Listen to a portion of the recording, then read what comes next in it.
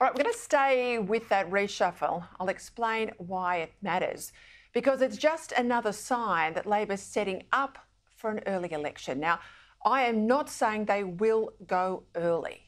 That decision won't yet have been made, and anyone who says they know what's happening, well, they don't know anything about politics or elections.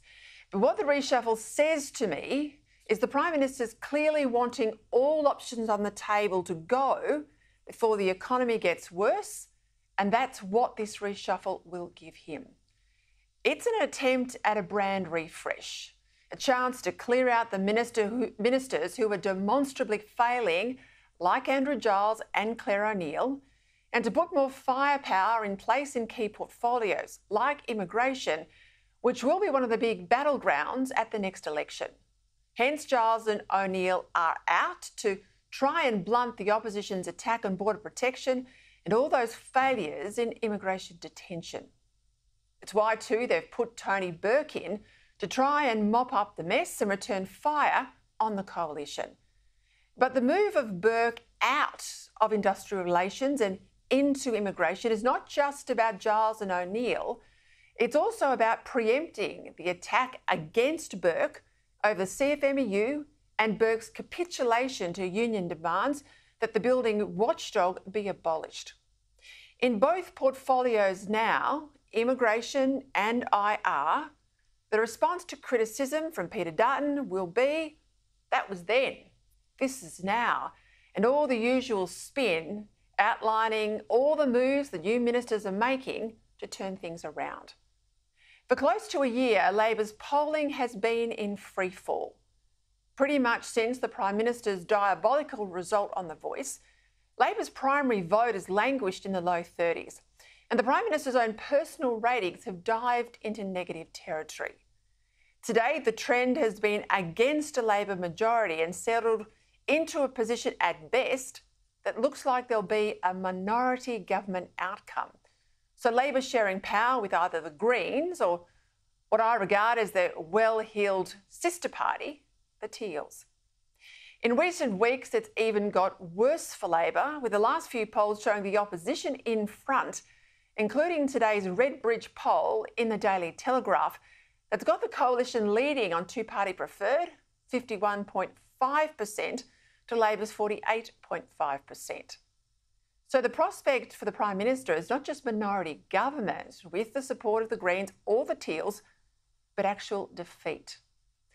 The commentariat still regard a one-term government as unthinkable, which is good for Peter Dutton because that makes him the underdog. But the biggest reason for the Prime Minister to go early is to avoid opinions hardening against his government, which they're likely to do given that the government's got no answer to cost of living other than more handouts, which is robbing Peter to pay Paul, and voters tend to see through that anyway. The reshuffle is significant for another reason too. Not so much the personnel changes here, which are about replacing some inadequate ministers with other inadequate ministers. But what I was looking at closely was the administrative changes, which reflect Labor's leftist instincts and are unlikely to improve the quality of our government. The whole point of creating a Home Affairs ministry, like the American Department of Homeland Security and the British Home Office as well, was to ensure that domestic security issues didn't fall between the administrative cracks. Hence, immigration, Border Force, the Australian Federal Police and ASIO were all under the one ministerial and bureaucratic roof. Ultimately, the same ministers and same officials were responsible for all of it. Hence, the usual blame game was limited. And so you ended up with someone directly responsible when things went wrong. And that's essential for good government, that someone is accountable for failure. Now, the fact this doesn't happen enough in modern politics is part of the problem we have at present. Yet all that accountability, well, that's now gone with these changes from yesterday, meaning that under this Prime Minister, we're back to the old Labor way where no one's ever to blame for anything except the former government. Not a single minister in this reshuffle has been booted to the backbench because this Prime Minister's unwilling to make any internal enemies that sacking someone creates. In any event, it's not even the Prime Minister in Labor who makes the calls. The factional warlords, well, they make the picks. They then tell Albanese who's in his ministry. All the Prime Minister gets to do under Labor is choose the portfolios they get.